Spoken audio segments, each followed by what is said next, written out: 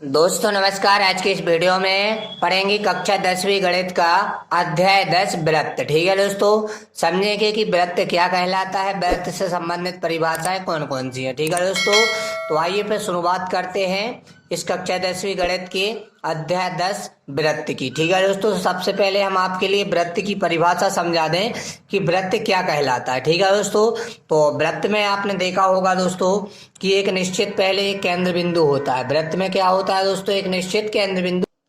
तो दोस्तों जो केंद्र बिंदु होता है उसी से हम एक निश्चित त्रिज्या लेते हैं। ठीक है दोस्तों, उसी से हम क्या करते हैं, एक निश्चित त्रिज्या लेते हैं दोस्तों, है ना। प्रकार की सहायता से और अच्छे से आप वृत्त खींच लेंगे। यहाँ पर दोस्तों हम केवल आपके लिए समझा रहे हैं कि वृत्त आपका किस तरीके से होता है। ठीक है, तो दोस्तों देखिए एक यहाँ पे हमने निश्चित केंद्र लिया। ठीक है दोस्तों, और केंद्र से हमने क्या की, एक निश्चित त्रिज्या ली। ठीक है, और ये जो इस टाइप से एक रचना हो गई, इसी को हम वृत्त कहते हैं। दोस्तों ये क्या होती है, बिल्कुल छोटे छोटे बिंदुओं का एक समुच्चय होता है। समुच्चय का मतलब ये होता है दोस्तों, बहुत सारे बिंदुओं का समूह होता है। ठीक है, तो परिभाषा भी यही है दोस्तों वृत्त की, कि वृत्त उन बिंदुओं का समुच्चय होता है जो एक निश्चित बिंदु से दोस्तों, एक निश्चित स्तर बिंदु से समान दूरी पर स्थित होते हैं। उसी को दोस्तों हम वृत्त कहते हैं। ठीक है, तो क्या कहा हमने दोस्तों कि वृत्त तल के उन बिंदुओं का समुच्चय होता है। दोस्तों वृत्त तल के उन बिंदुओं का समुच्चय होता है जो तल के एक स्तर बिंदु से समान दूरी पर स्थित होते हैं। मेरे भाई ध्यान से समझना, वही बात हमने अभी आपके लिए यहाँ पे बताई है कि एक निश्चित केंद्र से दोस्तों एक स्तर बिंदु होता है, केंद्र है ना, और उससे एक त्रिज्या लेते हैं। ठीक है दोस्तों, क्या लेते हैं हम, त्रिज्या लेते हैं,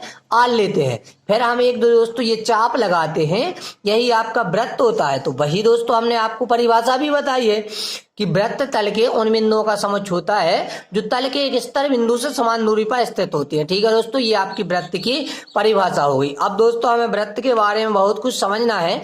देखिए, तो जैसे हमने ये वृत्त बनाया, ठीक है दोस्तों, एक और वृत्त हम बनाते हैं आपके लिए समझाने के लिए। ठीक है दोस्तों, यहाँ पर देखिए इस टाइप से हमने एक और यहाँ पे वृत्त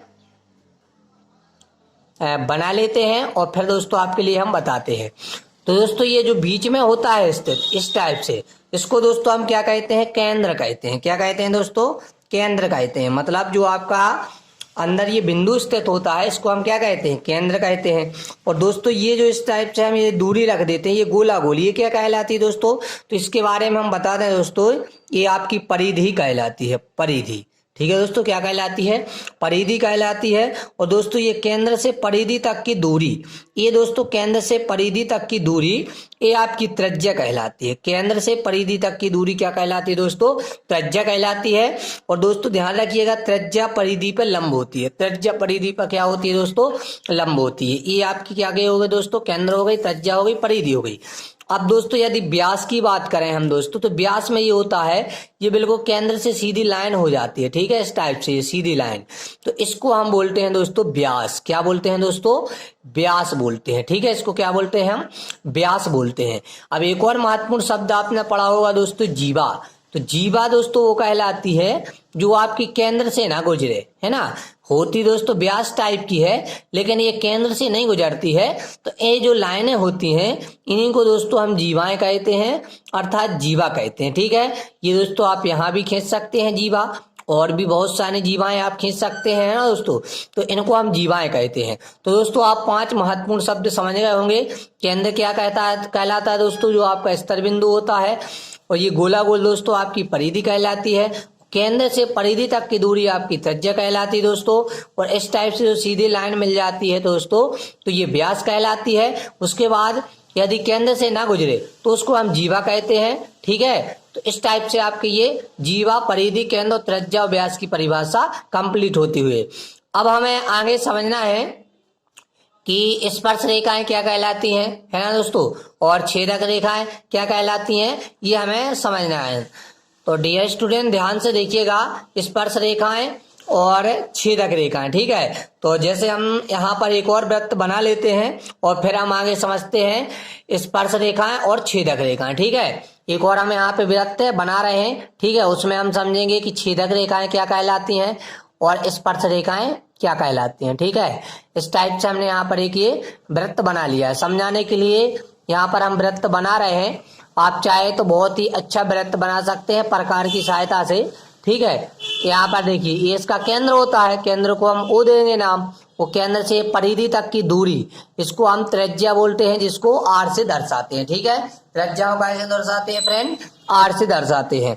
अब आपको यहाँ पे क्या समझना है, स्पर्श रेखा। तो स्पर्श रेखा क्या कहलाती है, इसको ध्यान से समझिएगा।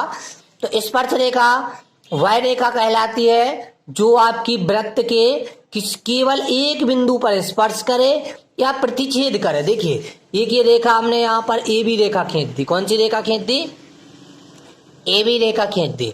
और तो जो ए बी रेखा खींची है ये यहाँ पर एक बिंदु पर प्रतिच्छेद कर रही है, स्पर्श कर रही है।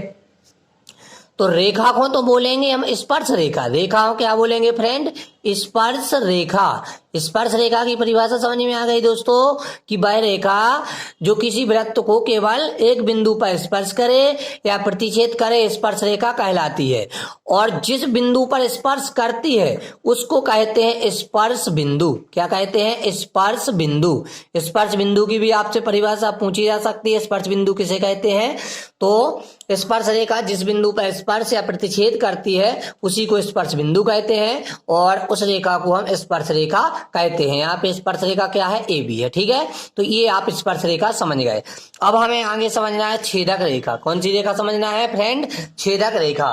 तो छेदक रेखा ध्यान से समझिएगा। छेदक रेखा क्या होती है फ्रेंड, छेदक रेखा वह रेखा होती है जो किसी वृत्त को दो बिंदुओं पर प्रतिच्छेद करती है। किसी वृत्त को कितने बिंदुओं पर प्रतिच्छेद करती है, दो बिंदुओं पर प्रतिच्छेद करती है। देखिए यहाँ और यहाँ दो बिंदुओं पर छेद कर गई है रेखा सी और डी, है ना। तो ये जो रेखा दो बिंदुओं पर छेद कर गई है, इसी रेखा को हम क्या कहते हैं दोस्तों, छेदक रेखा। क्या कहते हैं, छेदक रेखा। तो परिभाषा क्या है छेदक रेखा की, कि वह रेखा जो किसी वृत्त को दो बिंदुओं पर प्रतिच्छेद करती है उसको छेदक रेखा कहते हैं। और वह रेखा जो किसी वृत्त को एक बिंदु पर प्रतिच्छेद करती है उसको स्पर्श रेखा कहते हैं, तथा जिस बिंदु पर स्पर्श करती है उसे स्पर्श बिंदु कहते हैं। तो ये सब चीजें हमने समझा दी हैं, है ना। स्पर्श रेखा, स्पर्श बिंदु, छेदक रेखा, जीवा, परिधि, केंद्र, त्रिज्या, व्यास। ठीक है, तो ये सब चीजें आपने समझ ली हैं। चाहे तो आप परिभाषा भी लिख सकते हैं, यहाँ पे हमने समझा भी दी है और यहाँ पे आपके लिए बता भी दिया है कि स्पर्श रेखा वह रेखा जो वृत्त को केवल एक बिंदु पर स्पर्श करे या प्रतिच्छेद करती है स्पर्श रेखा कहलाती है, तथा जिस बिंदु पर स्पर्श करती है उसे स्पर्श बिंदु कहते हैं। ठीक है फ्रेंड, ये आपकी स्पर्श रेखा की परिभाषा है। आगे आपके लिए छेदक रेखा की परिभाषा समझा दी है कि वह रेखा जो वृत्त के या किसी वृत्त को दो बिंदुओं पर छेद करती है छेदक रेखा कहलाती है। ठीक है फ्रेंड, ये आपकी छेदक रेखा की परिभाषा हो गई।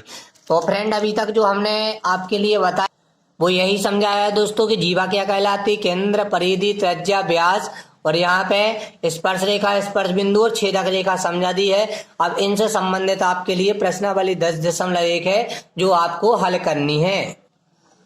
चलिए फ्रेंड, तो अब हम स्टार्ट करते हैं प्रश्नावली 10.1। ठीक है, जिसका पहला प्रश्न है, एक वृत्त की कितनी स्पर्श रेखाएं हो सकती हैं। एक वृत्त की कितनी स्पर्श रेखाएं हो सकती हैं। देखिए फ्रेंड, यहाँ पर भी आप देख लीजिएगा, आपकी बुक में लिखा हुआ है। पहला प्रश्न है कि एक वृत्त की कितनी स्पर्श रेखाएं हो सकती हैं। तो दोस्तों इसका उत्तर आपको लिखना है अपरिमित रूप से अनेक। ठीक है दोस्तों, इसका उत्तर क्या है, अपरिमित रूप से अनेक रेखाएं। क्यों, क्योंकि वृत्त है बहुत सारे बिंदुओं से मिलकर बनता है ना, तो जितने सारे बिंदु होंगे उतनी स्पर्श रेखाएं होंगी। तो अपरिमित रूप से अनेक मतलब सीधे उत्तर आपको याद रखना है कि इसकी अनेक रेखाएं खींची जा सकती हैं। ठीक है, कितनी खींची जा सकती हैं, अनेक। ठीक है, यहाँ पे हम लिख देते हैं अनेक। ठीक है, तो पहले का उत्तर समझ में आ गया।